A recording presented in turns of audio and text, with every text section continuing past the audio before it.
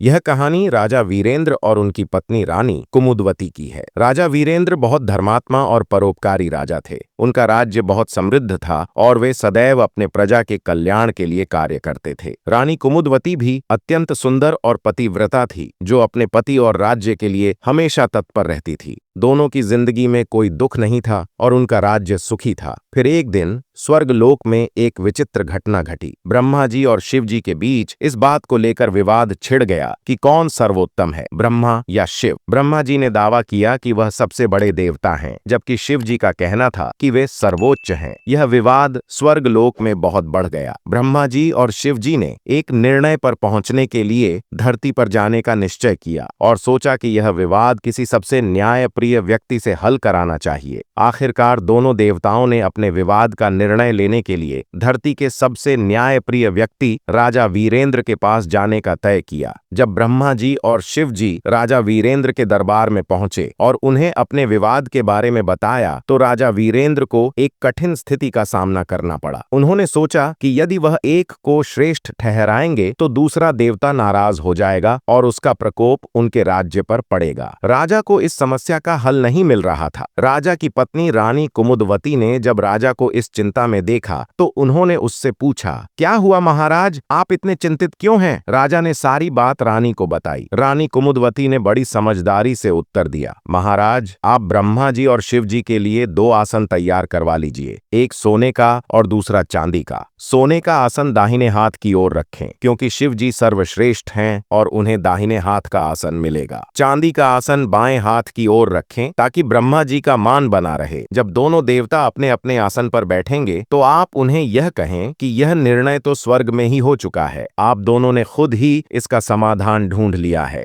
राजा वीरेंद्र ने रानी की सलाह मानी और सोने और चांदी के 2 आसन तैयार करवाए। जैसे ही ब्रह्मा जी और शिव जी दरबार में आए, राजा ने वही किया जैसा रानी ने बताया था। ब्रह्मा जी को बाएं तरफ चांदी का आसन दिया और शिव जी को दाहिने तरफ सोने का आसन दिया। दोनों देवताओं ने जब निर्णय पूछा तो राजा ने वही उत्तर दिया जो रानी ने सुझाया था। यह सुनकर ब्रह्मा जी नाराज हो गए और वहां से चले गए। लेकिन शिव जी ने रानी कुमुदवती की समझदारी की सराहना करते हुए राजा वीरेंद्र को कहा, तुम्हारे राज्य में जल्द ही कोई संकट आएगा, लेकिन तुम चिंता मत करना, मैं तुम्हारे साथ हूँ। कुछ समय बाद राज्य में भयंकर अकाल आ गया। पूरे राज्य में दुर्भिक्ष फैल गया। लोग भुखमरी का शिकार हो गए। राजा वीरेंद्र ने अपनी प्रजा को बचाने के लिए हर संभव उपाय किया, लेकिन फिर भी कोई राहत नहीं मिली। अंत में उन्होंने अपने राज्य को छोड़ने का निर्णय लिया, क्योंकि उनका मन शांत नहीं हो रहा था और उन्हें लगता था कि उन्होंने सही रास्ता नहीं अपनाया। राजा वीरेंद्र ने अपनी पत्नी रानी कुमुदवती से कहा, मेरे लिए यह राज्य, यह सब कुछ अब कोई मायने नहीं रखता। मैं अपनी प्रजा को बचाने के लिए यह राज्य छोड़ने जा रहा हूँ। रानी कुमुदवती ने उन्हें समझाया, महाराज, यदि आप राज्य छोड़कर जा रहे हैं तो मुझे भी आपके साथ चलने की अनुमति दीजिए। हम साथ मिलकर कोई नया रास्ता खोजेंगे। राजा और रानी ने रात के समय राज्य छोड़ने का निर्णय लिया। उन्होंने कुछ गहने और आभूषण साथ में रखे ताकि मुसीबत के समय काम आ सके। जैसे ही वे राज्य से बाहर निकले, एक भयंकर आंधी और तूफान आ गया। चारों ओर अंधेरा छा गया और रास्ता भटकने का डर था। उसी दौरान एक छोटी लड़की रूपी लक्ष्मी जी उनके पास आईं। उन्होंने एक जलती हुई दीपक से मार्ग दिखाया और राजा तथा रानी को सुरक्षित स्थान पर पहुंचाया। वह स्थान एक नदी के किनारे था, लेकिन अब नदी पार करने की समस्या उत्पन्न हो गई। तभी एक वृद्ध नाविक नाव लेकर वहां आया। राजा ने उससे नदी पार करने की मदद मांगी। नाविक ने कहा कि उसकी नाव बहुत छोटी है, इसलिए वह केवल एक व्यक्ति को ही पार कर सकता है। राजा और रानी ने उसकी बात मानी और पहले रानी को पार किया। फिर राजा ने भी नाव में सवार होकर नदी पार की, लेकिन अंतिम क्षण में नाविक ने गहनों की पोटली को चुराकर ले लिया। राजा और रानी ने जब देखा कि नाविक वापस नहीं आया तो समझ गए कि वह कोई और नहीं बल्कि शनिदेव ही थे। राजा और रानी नदी के किनारे चलते हुए एक छोटे से गांव में पहुंचे,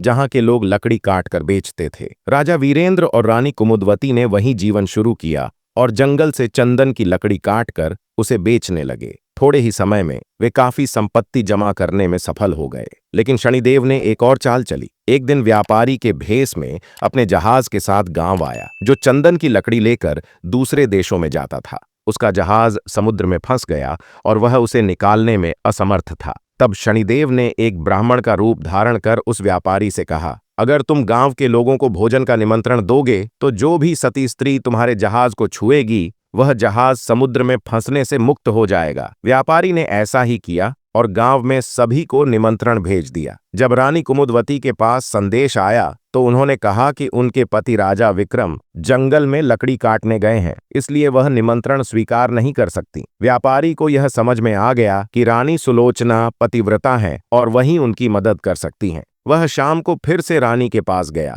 और इस बार रानी ने अपने पति के कहने पर जहाज को छूने का निर्णय लिया। जैसे ही रानी ने जहाज को छुआ, वह हल्का हो गया और हिलने लगा। व्यापारी ने इसे देखकर सोचा कि रानी को अपने साथ ले जाए ताकि अगर जहाज फिर से फंस जाए तो वह उसे निकाल सके। व्यापारी ने रानी को जबरन अपने साथ जहाज में खींच लिया। रानी ने अपनी बुद्धिमानी व्यापारी से कहा, तुम्हारे जहाज को जो समस्या हो रही है उसका समाधान सिर्फ एक ही है। अगर तुम मुझे कुछ समय दो तो मैं तुम्हारी मदद कर सकती हूँ। रानी ने व्यापारी को यह विश्वास दिलाया कि जहाज को चलाने के लिए उसकी मदद जरूर काम आएगी। फिर रानी ने व्यापारी से कहा कि वह जब भी जहाज में सफर करने लगे उसे अपने साथ एक पतिव्रता और सच्ची नारी की तस्वीर लेकर चलनी चाहिए, क्योंकि ऐसा माना जाता है कि पतिव्रता महिलाएं किसी भी संकट को पार कर सकती हैं और साथ ही जहाज को भी। रानी ने यह भी कहा कि व्यापारी के जहाज में नकारात्मक ऊर्जा है और उसे शुद्ध करने के लिए उसे किसी सच्चे दिल वाली स्त्री का आशीर्वाद चाहिए।